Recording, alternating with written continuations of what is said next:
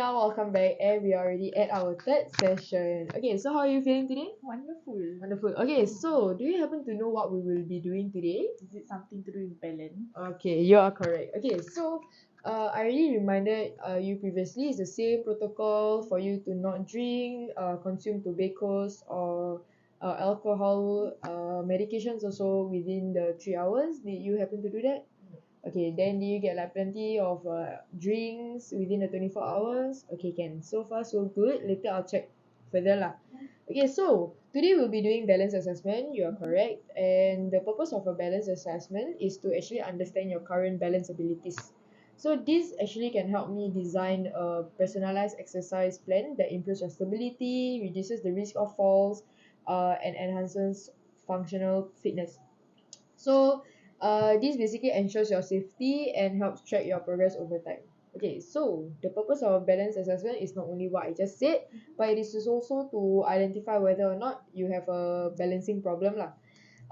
Basically, I can from the assessment itself, I can determine the underlying cause of your balance problem, and then with that information, I will just evaluate some rehabilitation or training programs for you lah.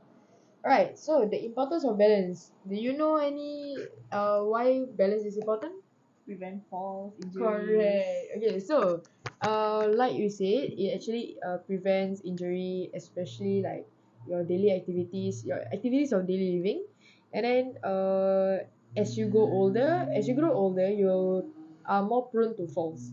So basically ensuring that you do not have a balancing problem can also help because okay, assuming that you have a balancing problem, then we as a fitness trainer we can just help you on how we can overcome that, and then maybe as you improve gradually in the as you grow older also, it will help you lah, it can benefit you. Okay, so today as I mentioned, you will be doing two balance assessment tests. One of it is stock test. It is a static balance assessment, and the other will be a tandem gait test that is dynamic. So static means Standing. oh no, static means still, dynamic means it involves movement lah. Okay, Arina, as you can see now we are outdoors for the balance assessment test. So in this balance assessment test, it consists of two assessments, of which one is the stock stand test and the other one is the tandem gait test. So both obviously assesses your balance, and as for the stock stand test, we are doing it first lah. Because why? Stock stand test requires you to not wear your shoe and socks. Why shoe is because shoe has platform, it can cause instability and affect your balance assessment. As for socks, it is very slippery on the floor, so we would want to avoid injury at all costs. Okay, so before we begin, I would like to do a very simple warm up, just like this. So stand shoulder width apart. I have your right leg lift up, and you stretch out as you can, as much as you can. Then left, stretch as much. So where do you feel the stretch? My groin. Your groin. Okay, so I just want you to do a very simple stretch because it may actually help during your balance assessment. And let's just get straight to the stock stand test lah. Okay, so for the stock stand test, assuming that I'm assessing your right leg first. So your right leg is called the supporting leg because it's the test leg, right? So as for the left leg, it's called the non-supporting leg. Okay, so what I'm gonna do is I do, you watch.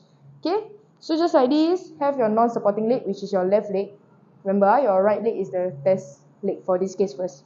So left leg on your right knee, just like this. Have your hands placed on your hips for stability. See, automatically I'm stable.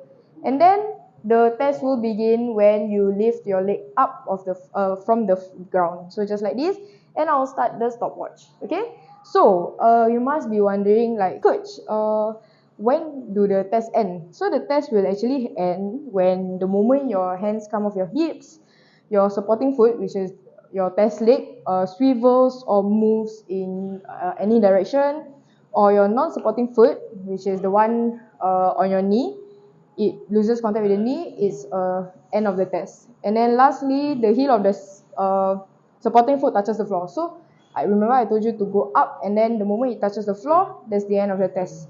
Okay, so the moment you lift your leg off the ground, I will begin the stopwatch.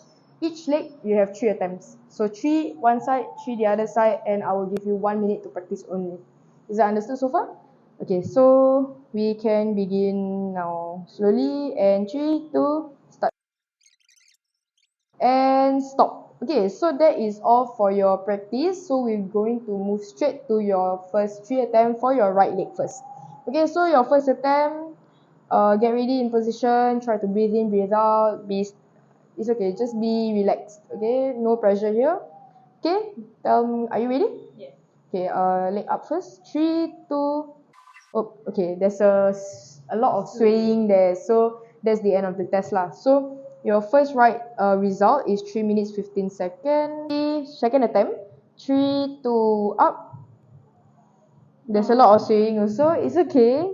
That's why I tell you to relax. Okay, just relax and maybe you can do it better lah. And for your last attempt for your right leg, 3, 2, up slowly. It's okay. Okay. So that's your only attempt. Okay. 3, 2, start. Okay, that's your second attempt for your left leg. 3, 2, up. Balance, balance. Okay. Okay, so as you can see here, this is actually her last attempt for her left leg, and she lasted for around 1.71 seconds. Okay, so the mic went out, and over here I roughly said that we'll just go back to the office and analyze both her stock stand test results and together with her tandem gait test. Okay, now that we have completed our stock stand test, we will be moving on to our tandem gait test. So tandem gait test is usually 9 meters long, but because of space constraint, we are doing it for 6 meters only. So what you need to do is actually you walk heel to toe from the starting line to the end line, and then back to the starting line by walking backwards. Okay, so is it okay for you to hold the iPad for me and then follow me to the starting line? I will demonstrate to you the proper way of doing the tandem gait test. First of all, I want your toes to be at the starting line just like this. Place your hands on your hips and then you walk heel to toe just like this along the line. Okay? Should you have like a lot of postural sway, it will indicate loss of balance. So, and if you are very unstable, that would also mean there's loss of balance or even some ear issues. Okay, so you walk backwards again to the starting line back. Okay, just like this. Okay, and that will be all for the tandem gait test. Okay, so basically, as you go, you try to do the tandem gait test, I'll be behind you or in front of you, supporting you lah. So let's begin. Hands placed where? Just like that. Okay, so, and you may begin. Okay, try to balance as much as you can, avoid postural sway. The moment you lose balance, you do slowly and then you just gain back your balance lah. Okay, a bit more, a bit more. And stop. Okay, so that is all for your tandem gait test. So let's go back to the office where we discuss your analysis lah. Okay, Arina, now that we're back in the office, we are going to analyze your balance assessment results. Okay, so for your stock stand test, it seems like you actually did better from your right leg than the left lah. You can see the table, right? Okay, so this actually indicates that your right leg has stronger muscles or even better neuromuscular control for maintaining static balance in this position compared to your left leg. As for the tandem gait test, it involves dynamic balance, mimicking the actions required during walking. So you actually perform well on this test, as you have very minimal swaying and even not loss of balance, which suggests your ability to control balance during dynamic movement lah. So performing well in the tandem gait test means that you have good dynamic balance, like I said. While struggling with the stock stand test, it basically means that you have challenges in maintaining your static balance on one leg. So this difference actually highlights the potential imbalance between these two aspects of balance control. So with that, I will actually take into consideration your balance assessment results, so to better like prescribe you an exercise lah. So that's all for today, and for the next session, same protocols apply. Wear your proper attire, and I will just send you a text to remind you lah before the next session of the do's and don'ts. Okay, see you. Bye.